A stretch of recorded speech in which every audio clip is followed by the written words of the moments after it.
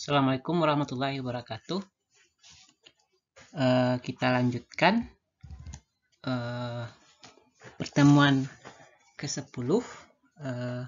Kali ini kita akan mencoba mengerjakan sebuah contoh ya. Contoh soal bagaimana merancang tata letak dengan pendekatan kualitatif ya, pendekatan kualitatif yang sudah kita bahas pada pertemuan sebelumnya.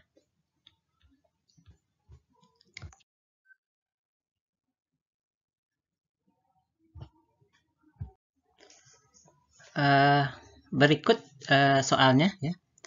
Sebuah industri meminta Anda untuk merancang layout ya. Nah, data yang dilakukan menyimpulkan bahwasanya fasilitas yang dibutuhkan antara lain.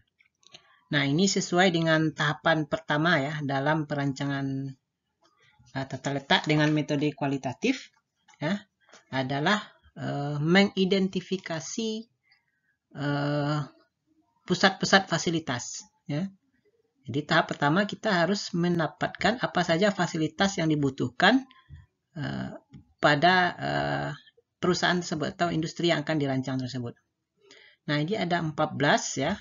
Dari data awal ini contoh, mulai pengadukan, pemotongan, finishing, packaging, sampai kemudian receiving, ya, stores ini penyimpanan ya, receiving penerimaan, warehouse ini penyimpanan juga tapi biasanya untuk produk jadi, stores untuk produk bahan baku ya, shipping pengiriman, restroom ruang istirahat, maintenance ya, perawatan tool room ruang peralatan, locker room ya, cafeteria dan office kantor ya.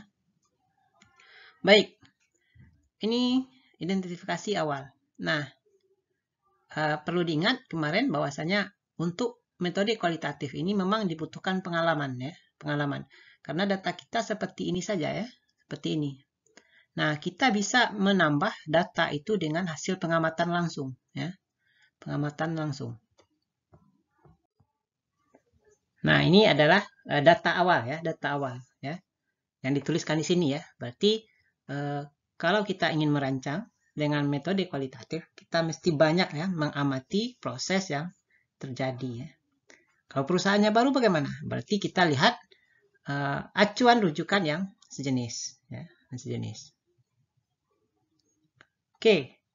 Kemudian seperti yang kita sampaikan di pertemuan sebelumnya, tahap kedua ya adalah membuat atau menyiapkan ARC ya. ARC Activity Relationship Chart. Ya. Activity Relationship Chart ya. Nah, ini adalah contoh ARC ya, salah satu contoh ARC yang sudah diisi ya, diisi ya. Sebenarnya untuk tahap awal ya, tahap awal ini yang ini ya, kotak-kotak ini ya, kotak-kotak ketupat ini sebenarnya kosong ini, kosong ya. Nah, ini yang sudah diisi ya. Nah, ini dapat kita lihat contoh ya. Ya. Misalnya kotak ini. Ya. Ya. Berarti ini A ini menggambarkan, kemarin kita sudah sepakati ya. Sudah kita jelaskan bahwasanya itu menggambarkan tingkat hubungan yang mesti didekatkan. Berarti yang A adalah, kalau kita lihat berarti ini ya. Terus arah panah ke sini ya. Jadi pengadukan dan pemotongan itu harus didekatkan. Ya. Harus didekatkan. Ya. Kemudian kalau kita lihat di sini ya. Kita ambil saja contoh satu ya, X ya. X ini berarti kita lihat seperti ini ya. Ya. Di receiving dan shipping itu harus dijauhkan. Jadi penerimaan bahan baku dan pengiriman produk jadi itu harus berjauhan. Ya, X ya. Kemudian ada yang O ya. Yang O ini yang netral ya. Boleh dekat, boleh jauh. Ya. Tapi tidak ada pengaruh ya. Kemudian E itu sangat dianjurkan dekat. Ya, contoh ini. E ya. Berarti ini adalah ke sini. restroom dengan kafe, ya. Di ruang istirahat dengan kafe, tempat makan itu dekat. Nah, itu contoh ya. Nah, ini salah satu contoh dari ARC. Nah, kadangkala di beberapa buku juga ARC ini formatnya, ya, saya ambilkan satu kotak saja seperti ini. Ya. Nah, ada garis tengahnya, di mana di atas ini huruf. Misalnya huruf A. Kemudian di bawahnya ini ada angka 1, 2, 3 misalnya. Nah, angka-angka ini menggambarkan alasan. Kemarin kita sudah buat ya, ada alasan kenapa harus dekat. Misalnya di bawah ini kita buat alasannya misalnya ya. 1, 2, 3, 4, 5 ya. Alasan 1 karena operator sama. Kemudian dokumen.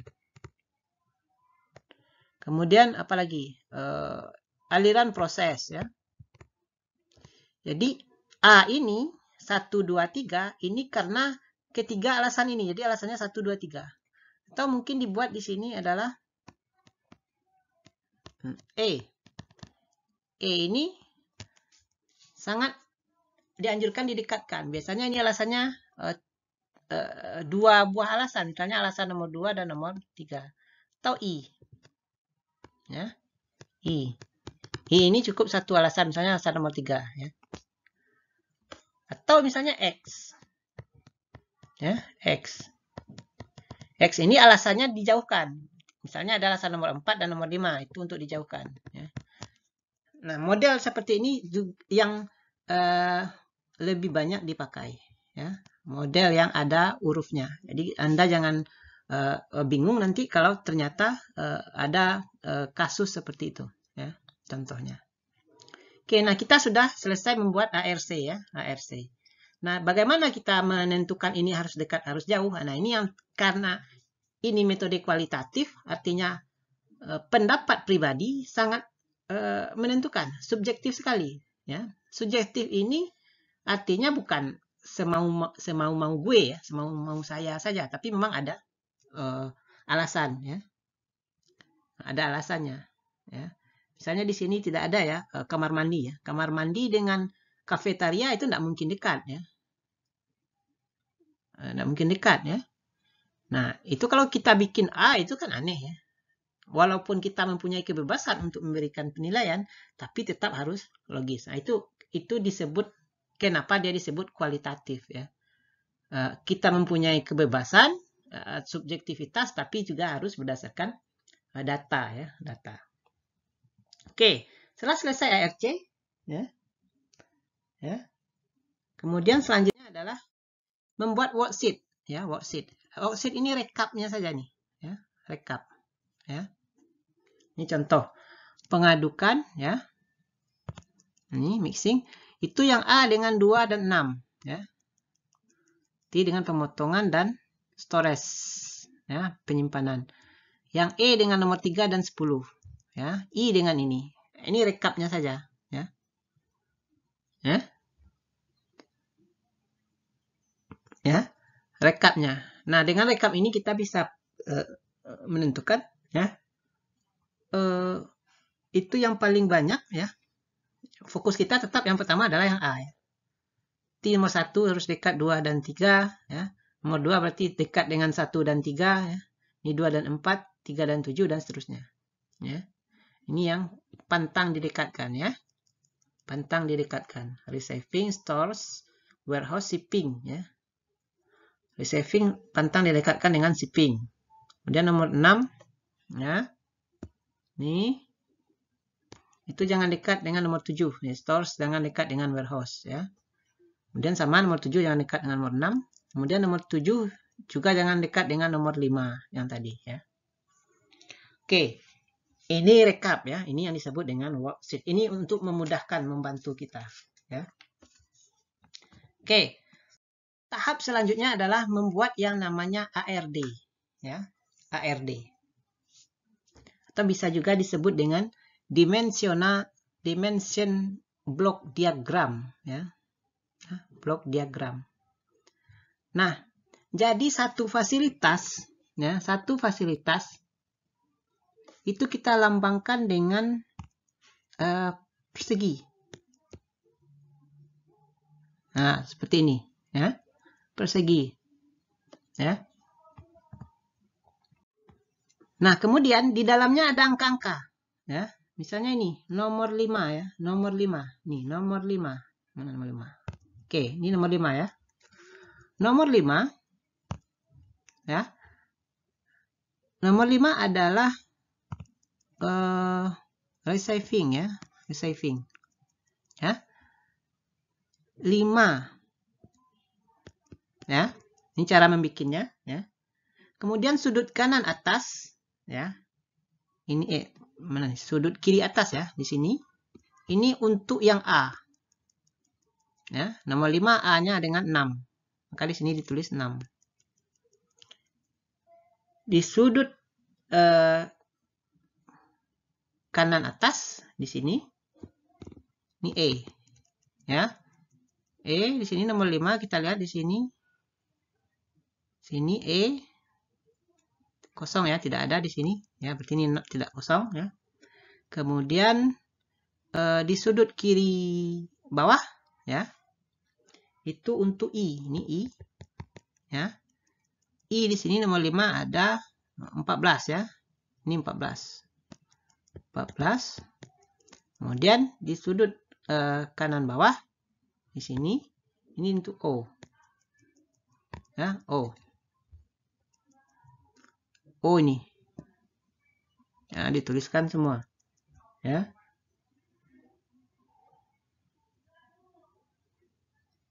Oke.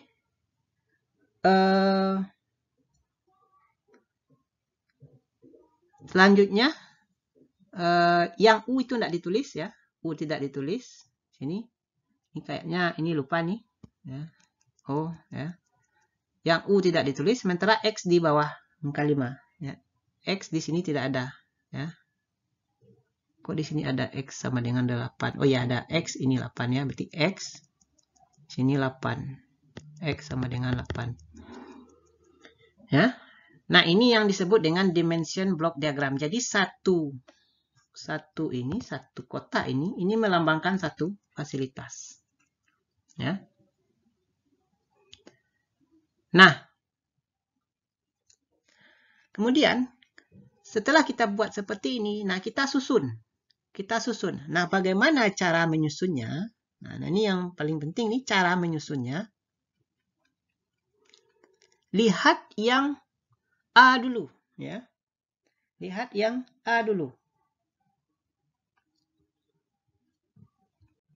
Ya, lihat yang A dulu, yang ada A, ya. Yang ada A, misal nomor 1, ya.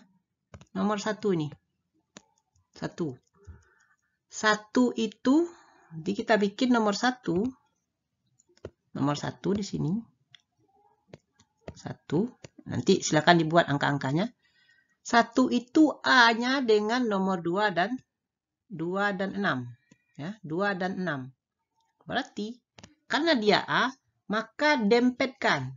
Ya, dempetkan. Penempatannya di mana? Ya, terserah.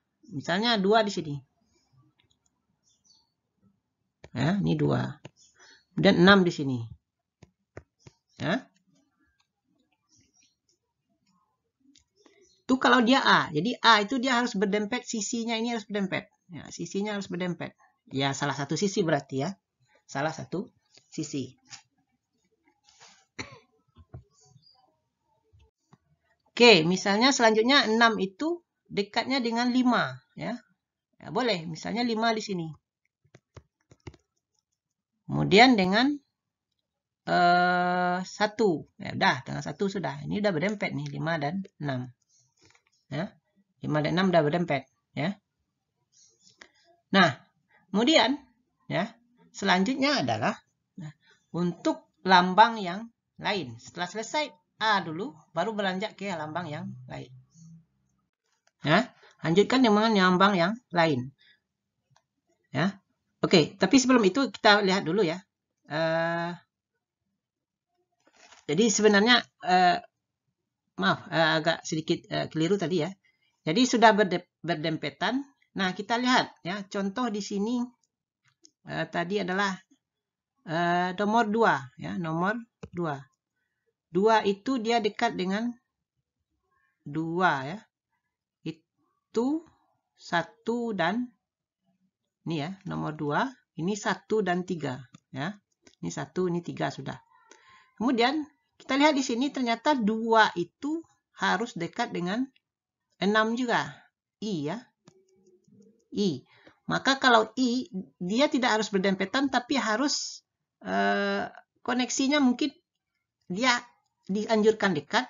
Nah, ya, diusahakan sudutnya bertemu. Ya. Misal, ini tadi 6 ya. Ini 6 ya. Maka 6 ini kita coret. Ya, kita pindahkan sini. 6. Ya. Dia masih tetap dekat dengan 1. Masih tetap dekat dengan 5. Dengan 2 dia, ini bertemu sudut di sini. Ada sudutnya di sini bertemu. Karena dia ada hubungan, ya, hubungan I di sini. Ya, I, 2 dan 6. Ya. Ya. Nah, kalau hubungannya misalnya, apa ya? E ini lebih kuat daripada I. Ini contoh ya. 14 ya, 14 12 ya. 9 ya. Ini juga pertimbangannya adalah boleh didempetkan ya, boleh didempetkan, berdempet sisi ya. Namun setelah pastikan A-nya sudah berdempet ya. Nah, ini boleh kita otak-atik ya, ulang lagi ya. Makanya karena ini disampaikan di awal, ini tergantung pengalaman ya, karena dia metode kualitatif, maka ini akan boleh kita otak-atik. Cuma aturannya harus diperhatikan. Yang tadi, kalau A diusahakan harus dia dempet sisi ya. Kalau I mungkin dempet sudut ya. Kalau E ya, itu dia boleh dempet sisi, tapi selesaikan yang A dulu. Sementara yang X dia itu harus jauh. Dempet sudut tidak boleh, dempet dempet sisi apalagi ya. Misalnya nomor 5 dan nomor 8 ya. Ini tadi nomor 5 di sini. Maka nomor 8 jauh kan di sini misalnya. Ini misal ya. Nah, di sini. Ini sini nomor 8 ya. Nah, setelah kita atur, kita acak. Nah, maka kira-kira ini contoh ya. Nah, inilah contoh yang sudah disusun ya. Yang sudah disusun. Ini. Nah, gambar ini. Ya. Sudah disusun. Setelah berapa kali percobaan ya. Kemudian selanjutnya adalah kita gambarkan aliran. Aliran produksi. Aliran bahan dari bahan baku menjadi bahan jadi. Ya, kalau kita lihat di sini dari fasilitas, berarti yang pertama adalah dia receiving dulu, diterima dulu bahan baku, berarti 5. Ya, berarti 5 masuk di sini. Kemudian setelah diterima, kemudian nomor 6 disimpan. Ya, 6, berarti 6.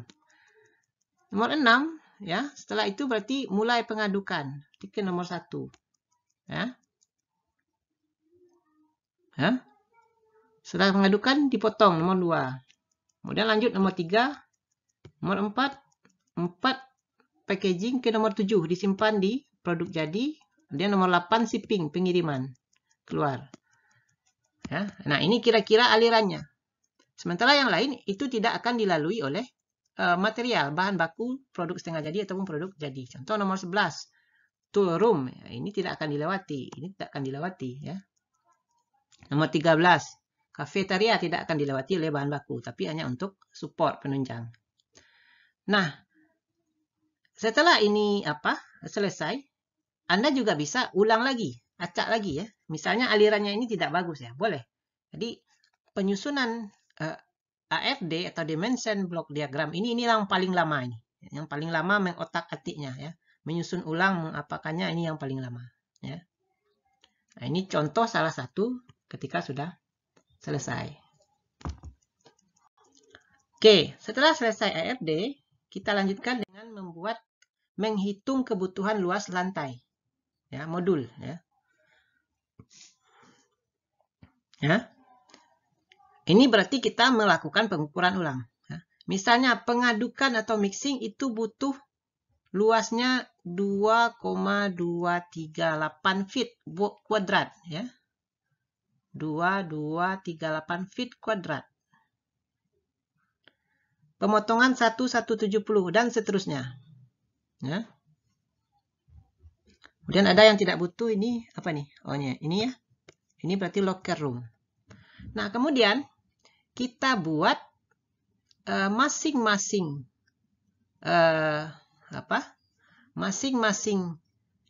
ini ya. Karena ini luasnya segini ya, 2,238. Kita ambil satu ibarat kemarin ya. Ibarat kita merancang ruang, kita mau membutuhkan ubinnya berapa? Keramiknya berapa ya? Berarti kita ukur dulu keramiknya itu ukurannya berapa. Nah, ini yang kita sebut dengan modul atau blok ya. Nah, ini ditetapkan di sini contohnya 400 ya. 400 ukurannya berarti 20 kali 20 feet ya. Jadi satu ubin itu ukurannya segitu. Jadi tinggal kita bagi ya. 20 kali 20 400 berarti 2238 dibagi 400 dapat 6. Bulatkan ya. 1,170 dibagi 400 dapat 3. 200 dibagi 400 dapat setengah. 500 dibagi 400 dapat 1,5. Ya. 100 bagi 400 dapat 1/4. Nah, inilah kebutuhan modul atau istilahnya blok atau kalau disebut juga ubin ya. Nah, kenapa ini diperlukan? Untuk merancang ini tadi ARD kita ini masih bentuknya petak-petak ya. Ukurannya sama semua nih. 12, 13 sama aja satu peta ya. Selanjutnya kita butuh ukuran yang lebih pasti ya, lebih pasti pada tahap selanjutnya. Nah, ini contoh ya. Tahap selanjutnya ya, kita membuat yang namanya AAD, Area Allocating Diagram ya. Atau bisa juga disebut desain awal tata letak ya. Desain awal tata letak. Misalnya tadi ya. Nomor 5 dulu. Misal kita rancang nomor 5. Ya, nomor 5. Nomor 5 ini. Receiving ya. Ukurannya 450 ya. Berarti dia butuh satu modul. Berarti kita bikin di sini satu buah nomor 5. Kemudian nomor 6 sebelahnya, yang ini ya. 6. Nomor 6 itu butuhnya di sini adalah nih 11 ya. Berarti ini 11 apa? 11 kotak. Nanti 1 2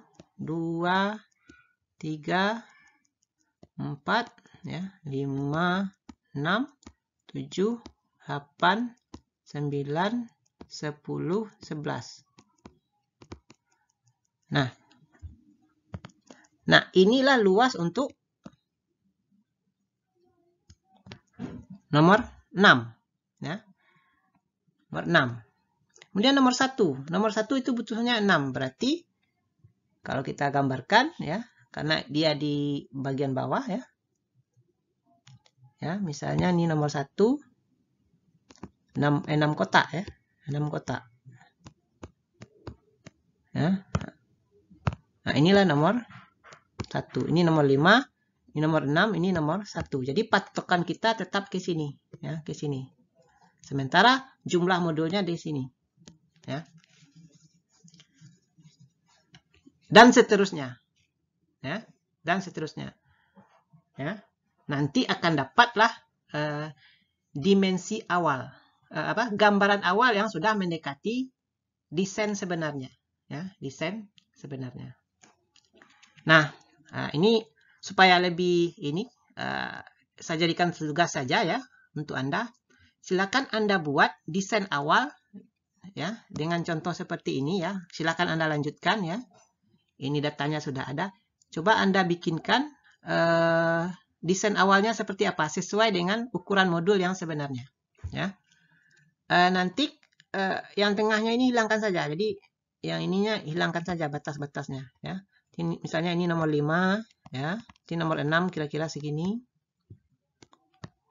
Kemudian nomor 1, ya. Kemudian nomor 2 lagi. Nomor 2 misalnya ini perlu 3, berarti kira-kira segini. Nah, ini nomor 2. Kemudian berapa? Nomor 3 ya. Ini nomor 3. Nomor 3 itu butuhnya apa nih? 11. Ya, 11 ya. Berarti 11. Berarti mirip dengan nomor 6. Ya, berarti kira-kira segini. Ya. Ya. 3. Dan seterusnya. Nah, silakan Anda bikin ya. Di kertas sama seperti biasa ya. Nah, ini pakai penggaris ya. Pakai penggaris ya. Pakai penggaris. Lengkap dengan ukuran panjang dan lebar. Nah, nanti dapat nanti kita ukuran secara keseluruhan. Ya. Oke, nah itu tugas Anda ya. Ya, tugas Anda merancang desain awal tata letak. Apakah modelnya nanti mengikuti ini? Boleh. Tapi kalau Anda ingin geser-geser juga boleh. Tapi ingat, aturan kedekatannya tidak boleh berubah ya. Oke, nah ini tahap terakhir ya, evaluasi dan alternatif. Setiap hasil rancangan memiliki kelebihan dan kekurangan. Ya. Jadi kita bikin, sudah selesai, itu ada kelebihan, ada kekurangannya. Ya. Nah, salah satu yang menjadi patokan misalnya biasanya adalah kebutuhan luas lantai paling kecil. Jadi kalau luas lantai yang dibutuhkan itu makin kecil, ya, dan efektivitas, nah itu makin baik, ya. Ya. Nah, maka kita bikinkan alternatif-alternatif ya untuk mengatasi, karena masing-masing alternatif pasti punya kelemahan dan kekurangan. Oke, dan tahap terakhir adalah membuat yang namanya final layout. Final layout. Nah, final layout ini sudah lengkap ya. Di sana ada jalan, ada apa, ada gang, ada ini ya. Intinya sudah menggambarkan industri ataupun pabrik secara keseluruhan ya. Nah, ini mungkin nanti final layout kita akan cobakan di praktikum ya. Di praktikum akan kita cobakan membuat final layout dari data-data yang kita kumpulkan terlebih dahulu. Nah, barangkali itu saja untuk contoh ini. Silakan Anda ulang-ulangi kalau belum paham ya. Ulang-ulangi kalau belum paham. Dan jangan lupa tugasnya ya. Terima kasih. Assalamualaikum warahmatullahi wabarakatuh.